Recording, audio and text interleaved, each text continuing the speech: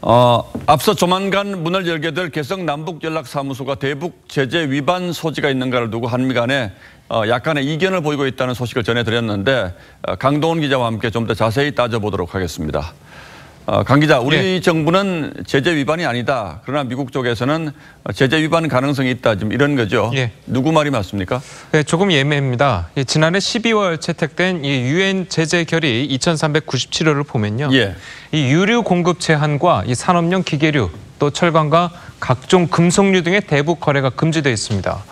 우리 정부는 남북 공동연락사무소 개소를 위해서 전력과 건설 자재, 그리고 건설 장비, 그리고 물품 이런 거를 북한에 공급하고 있는 것으로 알려졌는데요.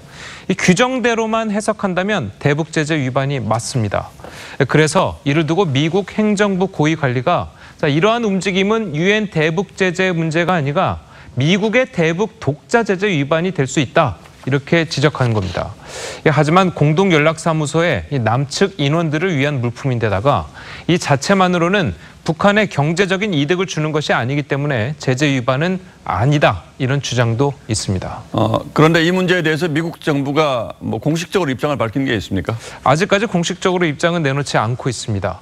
다만 우리 정부에서도 지난달 발전기 가동을 위한 유류 공급 등이 필요해서 대북 제재 예외 인정을 미국에 요청한 것으로 알려졌는데요.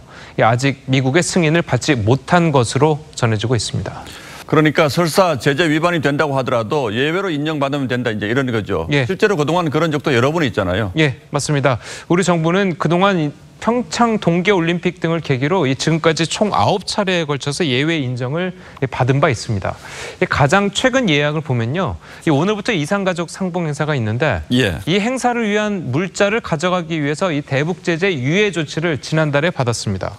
그리고 그보다 먼저 군 통신성 복구 작업에 필요한 51개 품목을 반입하는 것을 일시적 제재 예외를 받기도 했습니다. 그런데 이 문제는 왜 그렇게 하지를 못하는 겁니까? 그러니까 대북 제재를 하기에 조금 애매한 부분이 있기 때문입니다.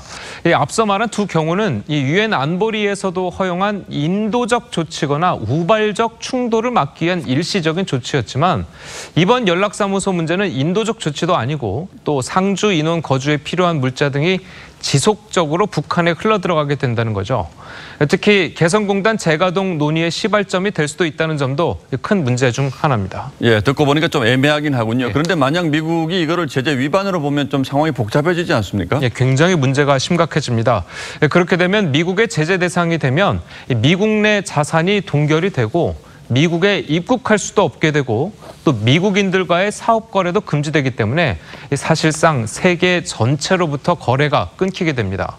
하지만 아직 미국이 국가를 대상으로 전면적인 세컨더리 보이콧을 시행한 적은 없고 특히 우방국을 대상으로 한 세컨더리 제재 대상에 오른 기업도 없기 때문에 실제로 가능성은 크지 않다는 관측이 많습니다. 그러나 어쨌든 미국이 문제 삼으면 좀 복잡해지니까 지금 우리 정부가 미국의 동의를 얻기 위해서 열심히 뛰고 있다 이렇게 볼 수도 있겠군요. 맞습니다.